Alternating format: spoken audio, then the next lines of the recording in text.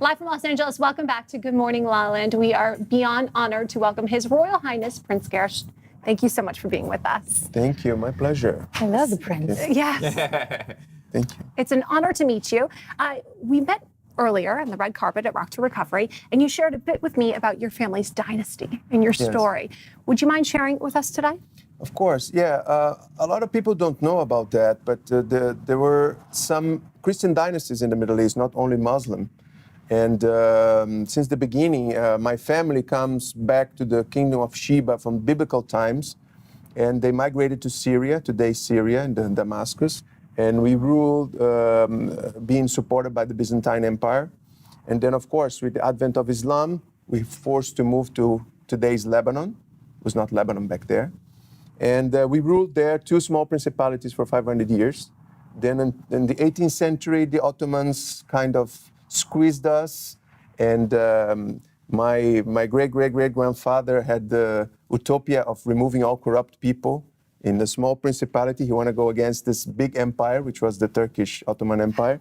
And then, of course, we had to move away, and that's why many family members had to go to the Americas, and I was born and raised in Brazil.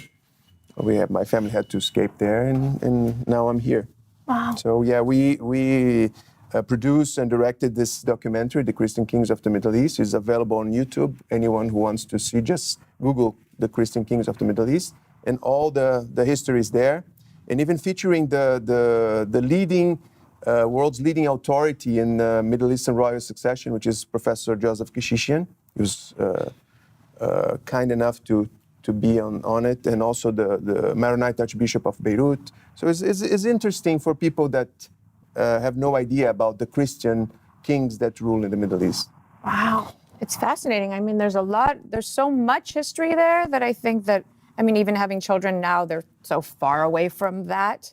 And I think that this gives a really good idea of what it's about. Because you even said your family migrated to Syria. So now in my mind, I'm thinking, do you have any connection? And does he feel a certain way about what's going on there today? And just so much comes up because so much changes. Yeah. Many people don't understand, but there's a lot of different ethnicities in the Middle East, not only Arabs. Right. So you have amongst Arabs, you have there's tons of Ethiopians. Nomad Arabs, and you have sedentarian Arabs. You have, and amongst them, you have the different, like the Gulf Arabs are different. You understand? Yes. The different. So my people, the Ghassanids, we are 15 million people all over the world, spread all over the world. So we kind of built a lot of things that you see today. Many churches, monasteries, palaces, most of them are in ruins today because of all these wars and conflicts. But we have a great contribution that, unfortunately, as Sir Winston Churchill used to say, history is written by the victors. So not much of that is available, especially in English. So I'm wondering, though, what's it like to be a modern-day prince? And now that you're able to, reclaim your title, what kind of responsibilities do you feel like you have? And how are you using your title accordingly?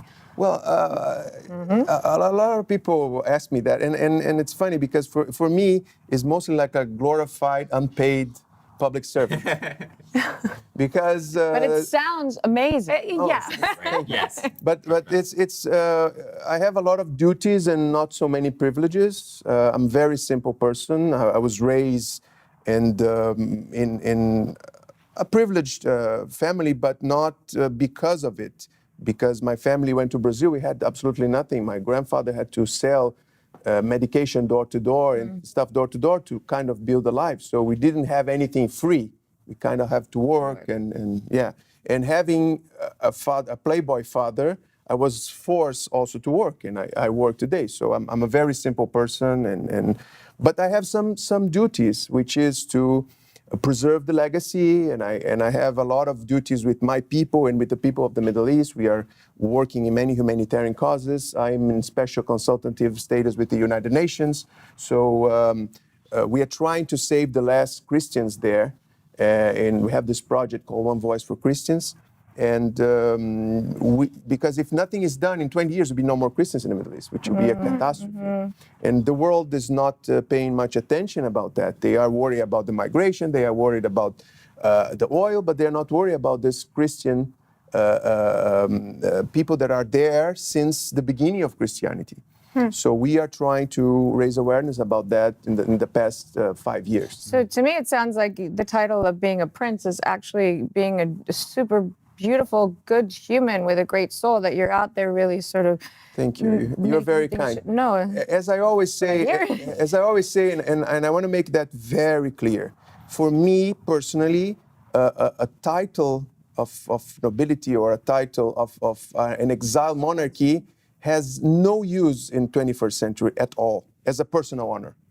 But the reason why my family and we keep this tradition is because we see that we can be relevant to our people. So it's a work, it's a job, it's not a nice thing that I get like nice tables. And on the contrary, people since they don't understand, they make a lot of fun. You know, I was accused of inventing the history of my family many times because, you know, you don't have much things available in English. So it's a lot more bother than privilege. Okay, so for me, the good part is that we work for the advancement of people, that people can live in dignity, not only the Christians, but also the Muslims, That's the Jews. the question I had, Exactly, yeah. So for me, I always say that God was very democratic when he distributed ignorance and stupidity. So you have ignorance and stupidity all over the world, in all religions and all ethnicities. So you have great people and good people in all religions and all ethnicities, and we want to help them, especially empower women there. I heard that you were also knighted by the Pope. Yes, in 2014, and I'm going to be promoted now in October in New York, the Order of the Holy Sepulchre, which is one of the oldest orders in the world. So really quickly, go ahead. so you're Christian, and yet the Pope is Catholic, and how does that work? Sorry. Yeah, no, I was born and raised Catholic because my family in the beginning used to be what is known today as Syriac Orthodox. But after they went to Lebanon, they became Maronite Christian, which is in communion with the Vatican. So we are under the Pope for over 1,000 years. And I was, because I was born and raised in Brazil, and I'm half European, my mother was Italian, British, and French. So I was raised by my nonna, my Italian grandmother. Yeah. So I was Roman Catholic, since the beginning. Wow. Well, thank you so much for sharing your history and all the humanitarian work that you do. Please tell everyone where they can find and follow your journey. Thank you. Yeah, and I would like to talk also about, you mentioned Carrie and Kimball. We are partnering because my profession, I will keep working the humanitarian work and keep doing what I'm doing. But as a profession, I'm an actor, director, and producer.